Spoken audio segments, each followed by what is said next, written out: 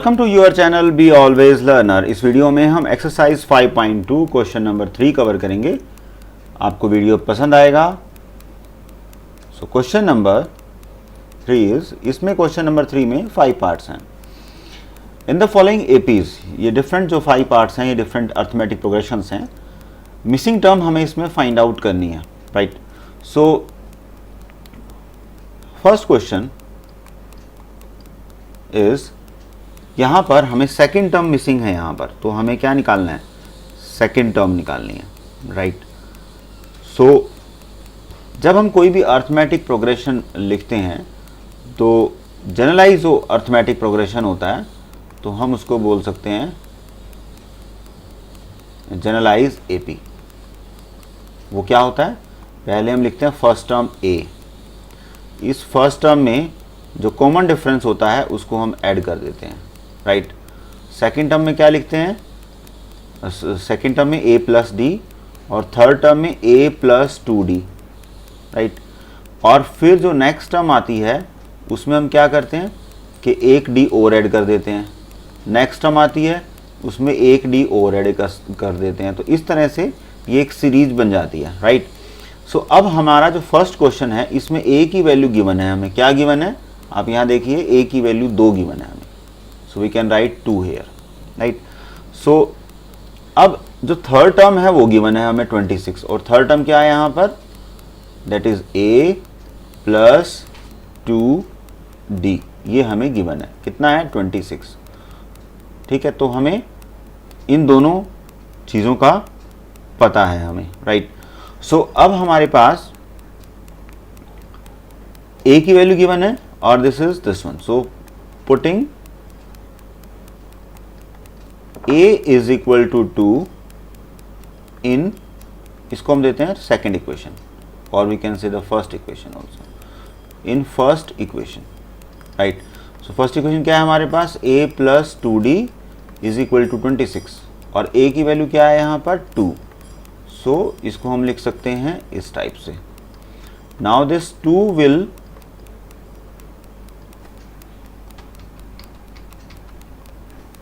will come here and this will be 26 minus 2. So ये क्या आने वाला है यहाँ पर? That implies 2d is equal to 24. And what is d? d is equal to 24 and this will become in the division, this will be 12. So the difference हमारे पास आया वो 12 आया। d की वैल्यू हमने फाइंड आउट कर ली। अब हमें क्या निकालना था? सेकेंड टर्म निकालनी। तो हम यहाँ लिख सकते हैं second term is equal to this a plus d, that is a plus d. Now what is the value of a? That is given to us 2, right, जो फर्स्ट टर्म है, और d की वैल्यू हमने find out की है 12, right. सो हमारे पास second term क्या आ गई यहाँ पर? 14। So 14 is the right answer. So we can write 14 here. So that's how we can solve these types of problem. अब हम करते हैं सेकेंड पार्ट। सेकेंड पार्ट में हमें यहाँ पर गिवन है सेकेंड टर्म और लास्ट टर्म गिवन है हमें। तो जब सेकेंड टर्म और लास्ट टर्म गिवन है तो उसी तरह से हम जनरलाइज प्रोग्रेशन लिखेंगे। क्या होता है generalize AP? That is a plus d, a plus 2d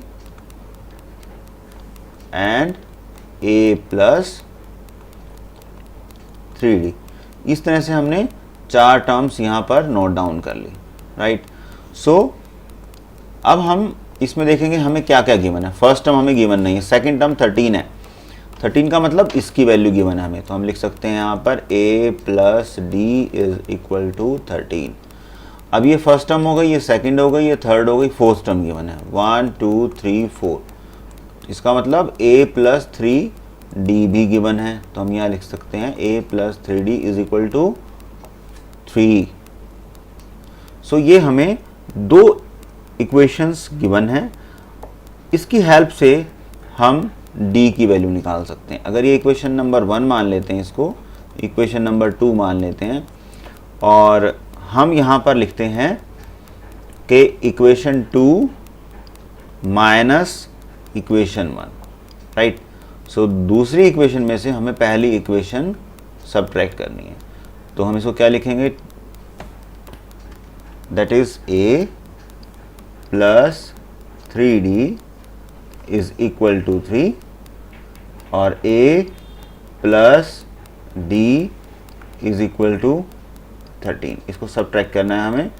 सो यहाँ माइनस लगाएंगे, यहाँ माइनस लगाएंगे और यहाँ माइनस लगाएंगे। वो सब्ट्रैक्ट करते हैं तो सिंबल चेंज हो जाते हैं। तो a से कैंसिल हो गया, तो ये हो गया 2d is equal to, now it is 13 minus 3 is 10 with negative sign. तो d की वैल्यू क्या आएगी यहाँ पर, this is -10 divide by 2 is equal to -5। So अब यहाँ पर हमारे पास d की वैल्यू हमें पता लग गई -5 है। हमें क्या फाइंड आउट करना है, a की वैल्यू फाइंड आउट करनी है। सो फ्रॉम फर्स्ट इक्वेशन क्या लिख सकते हैं हम, a plus d that is equal to 13 और d की वैल्यू क्या है -5 that is equal to 13। So a की वैल्यू क्या हुई, ये 5 इधर आके प्लस में हो जाएगा और फर्स्ट टर्म हमारे पास आया 18, तो हम यहाँ लिख सकते हैं 18, राइट। अब हमें निकालनी है थर्ड टर्म, ठीक है। और थर्ड टर्म को कैसे लिखते हैं, ये यहाँ पर हमने ये लिखा हुआ है, ठीक है। So third term will be a plus 2d, ठीक है। तो हम क्या ये रिप्रेजेंट करता है थर्ड टर्म, सो हम लिख सकते हैं इसको a3, right. So a3 is this one. So a की वैल्यू क्या है 18, 2 इंटू डी की वैल्यू क्या निकाली हमने -5, तो ये क्या आने वाला है 18 minus, this will become minus and 5 2 ज़ा 10, ये आ गया 8। सो जो हमारे पास टर्म आई यहाँ पर सेकंड पार्ट में वो आई 8। सो इस तरह से आप कोई भी टर्म फाइंड आउट कर सकते हैं जो भी हमें फिलिंग द ब्लैंक्स यहाँ पर गिवन है, राइट। सो अब हम क्वेश्चन नंबर थर्ड का थर्ड पार्ट ट्राई कर रहे हैं। So I am just erasing it, right? Now we are starting with the third part. Third part में हमें यहाँ पर सेकंड टर्म और थर्ड टर्म निकालनी है। तो सबसे पहले हम जनरलाइज AP लिखते हैं। जनरलाइज AP होता है a प्लस d, हम इसमें d ऐड करते हुए चलेंगे, ठीक है। 2d हो जाएगा, फिर 3d हो जाएगा, ठीक है। सो ये फर्स्ट टर्म हो गई, ये सेकंड हो गई, थर्ड हो गई, ये फोर्थ हो गई। अब इसमें हमारे पास टर्म गिवन है a, फर्स्ट टर्म गिवन है क्या है 5 और दिस इज ऑल्सो गिवन। इसको हम कैसे लिख सकते हैं 19/2, राइट। सो इसको भी लिखेंगे, ये है हमारे पास 1 2 3 4 फोर्थ टर्म है। तो ये हो गया a plus 3d is equal to 19/2, ऐसे लिख सकते हैं इसको, right. And if it is fine then what we can do, we can just put the value, है ना। सो हमारे पास a की वैल्यू गिवन है, सो हम इसको लिखते हैं equation number 1। So put a is equal to 5 in 1, first equation में पुट करते हैं। तो ये क्या आएगा 5 plus 3d is equal to 19/2 और यह क्या आने वाला है 3d is equal to 19/2 minus 5 और ये क्या होने वाला है 19 एंड 5 2 ज़ा 10 डिवाइड बाय 2, इसको सब्ट्रैक्ट करेंगे तो ये आने वाला है 9/2। Now this will be d is equal to 3d is equal to 9/2। इसको हम करेंगे सॉल्व, तो d की वैल्यू क्या आने वाली है 9/2। This 3 will come in the division, right. So this will B 3 3 ज़ा 9, सो दिस विल बी 3/2, राइट। 3 3 ज़ा 9, सो दिस विल बी 3/2। सो जो हमारे पास इस क्वेश्चन में जो d की वैल्यू आई वो है 3/2। फाइंड आउट क्या करना है हमें, सेकेंड टर्म और थर्ड टर्म फाइंड आउट करनी है। तो सेकेंड टर्म हम रिप्रेजेंट करते हैं the second term, second term represent करते हैं a प्लस d से, राइट। सो a की वैल्यू क्या है 5 जो हमें गिवन है यहाँ पर, ठीक है। और d की वैल्यू क्या निकाली हमने 3/2, इन दोनों को ऐड करना है जस्ट, राइट। सो इनको ऐड करेंगे, सो एलसीएम हमारे पास आने वाला है 2 और 5 2 is 10 plus 3, so this will be 13 by 2. So this will be the required term we want to have. So we can write here this is 13 by 2. अब हम निकालने वाले हैं थर्ड टर्म.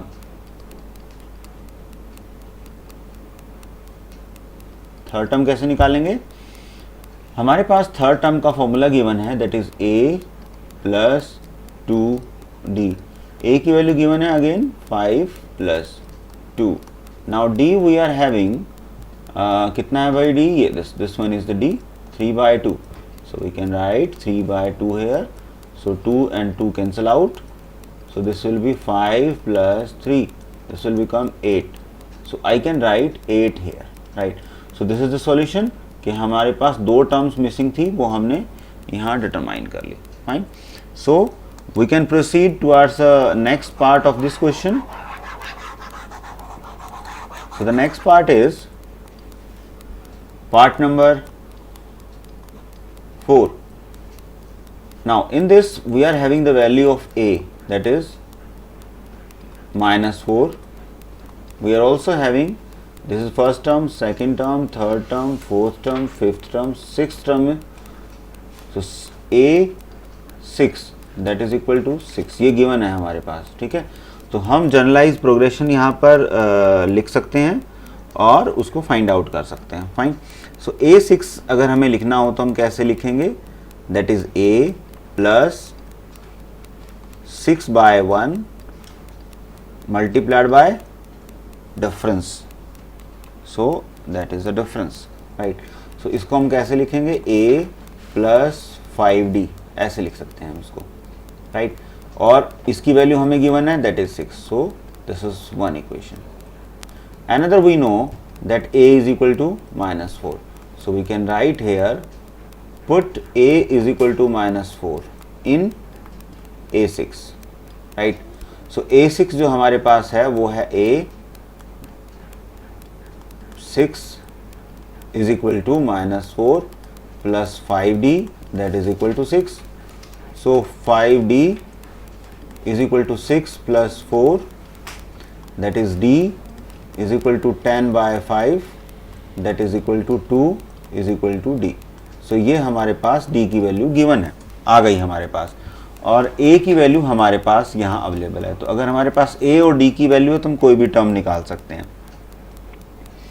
तो हम सबसे पहले सेकंड टर्म से स्टार्ट करते हैं. सेकंड टर्म क्या होगा? a2 क्या होगा? a plus D. सो ये क्या होगा?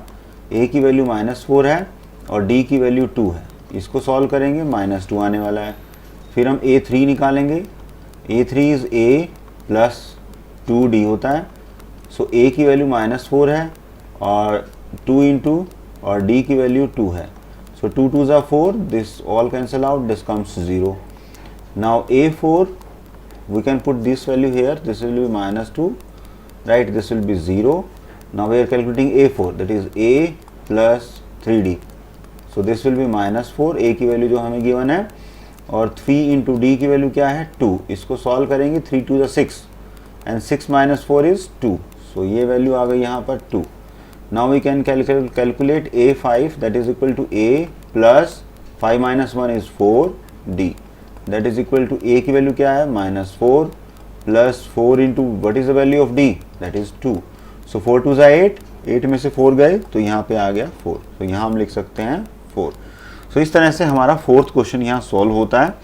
अब हम चलते हैं फिफ्थ क्वेश्चन की तरफ. फिफ्थ क्वेश्चन में 4 टर्म्स मिसिंग हैं, जिसमें सेकंड टर्म गिवन है 1 2 3 4 5 एंड 6. सिक्स्थ टर्म गिवन है, राइट. सो हम लिखते हैं सेकंड टर्म के लिए a plus d that is second term, a plus d that is equal to 38. ठीक है. और लास्ट टर्म क्या है? a6. a6 कैसे लिखेंगे? 6 में से हम 1 सब्ट्रैक्ट करेंगे तो ये 5 आ जाएगा, n-2. फॉर्मूला हम टर्म निकालने के लिए वही रखने वाले हैं. Which one? That is an is equal to a plus n-1 into d. That formula I am going to use every time. So this is the first part and this is the second part. अब इन दोनों को हम करेंगे subtract. सो यहाँ हम लिखेंगे 1 minus 2 करने से हमें क्या मिलने वाला है. ठीक है. सो बिकॉज 1 माइनस 2, यहाँ हम इसको सब्ट्रैक्ट कर देंगे, यहाँ प्लस का निशान आ जाएगा. So this one is cancel out. So this will 5 and minus करेंगे 1 इसमें से, तो यहाँ 4 बचने वाला है विद नेगेटिव साइन. राइट. और यहाँ पर 38 में जब हम 22 ऐड करेंगे, so this will be 0 and this will be 5. Right. So d is equal to what, d is equal to minus 50/4. So ये हमारे पास d की वैल्यू आई है. इसमें जो कॉमन फैक्टर्स हैं वो हम कैंसल आउट कर सकते हैं. So this will B 6 I think. Right. So this will B 60. तो 60/4. तो 60/4 is minus 60/4. So this will be 15. So this will be minus 15. That is the value of d we are having. Right. So value of d आपके पास आ गया है और आपको terms निकालनी है. First term निकालनी है सबसे पहले तो. ठीक है. सो फर्स्ट टर्म निकालने के लिए हम थोड़ा स्पेस इसको इरेज करते हैं यहाँ से. राइट. सो हम निकालते हैं फर्स्ट टर्म. सो हमारे पास d की वैल्यू हमने फाइंड आउट कर लिया -15. ठीक है. और हम फ्रॉम इक्वेशन 1 से फाइंड आउट कर सकते हैं. That is a plus d is equal to 38 given है हमें. सो a d की वैल्यू पुट करेंगे -15. सो a की वैल्यू क्या आने वाली है 38 प्लस 15. राइट. सो 38 में हम 15 ऐड करेंगे. So this will be 53. Right. So हमें जो फर्स्ट टर्म मिलने वाली है यहाँ पर वो मिलने वाली है 53. ये हमारे पास फर्स्ट टर्म आ गई. सेकंड टर्म हमें गिवन है तो हम थर्ड टर्म की तरफ लीड करते हैं. थर्ड टर्म का मतलब a3 से रिप्रेजेंट करेंगे. a और जोन सी टर्म निकालनी होती है उसमें से हम 1 माइनस कर देते हैं और मल्टीपल में d कर देते हैं. सो ये हमारे पास फॉर्मूला बिल्डअप हो गया. a की वैल्यू है हमारे पास 53. ठीक है. और d की वैल्यू हमें गिवन है जो हमने निकाली थी, दैट इज -15. इसको सॉल्व आउट कर लेते हैं. So this is 53 plus minus, this is minus, so this will become minus. 15 2 ज़ा 30. Right. So this is 23. Right. So अब हम निकालेंगे फोर्थ टर्म. फोर्थ टर्म के लिए a4 लिखेंगे और यहाँ लिखेंगे a और 4 - 1 is 3 then d. So a की वैल्यू क्या है यहाँ पर 53 plus 3 into d is -15. So this will become 45. So 53 minus 45. इसको सब्ट्रैक्ट करेंगे तो 8 आने वाला है. The last term the fifth one that is a5. So a3 हम लिख देते हैं यहाँ पर 23. यहाँ लिखते हैं 8. ये हमें फाइंड आउट करना है. सो a5 दैट इज a जो हमें टर्म निकालनी है उसमें से 1 माइनस करेंगे, d को मल्टीप्लाई करेंगे. a की वैल्यू क्या है हमारे पास 53 प्लस 4 एंड d की वैल्यू क्या है, what is the value of d? d is -15. Right. So 15 को 4 से मल्टीप्लाई करेंगे तो ये क्या आने वाला है 60 with negative sign. This comes out to be -7. So हम यहाँ लिखने वाले हैं -7. सो इस तरह से हम सारी जो मिसिंग टर्म्स हैं वो फाइंड आउट कर सकते हैं. And this is the solution of this particular question. थोड़ा वीडियो लंबा होगा बिकॉज पार्ट्स ज़्यादा थे. सो बी विद अस.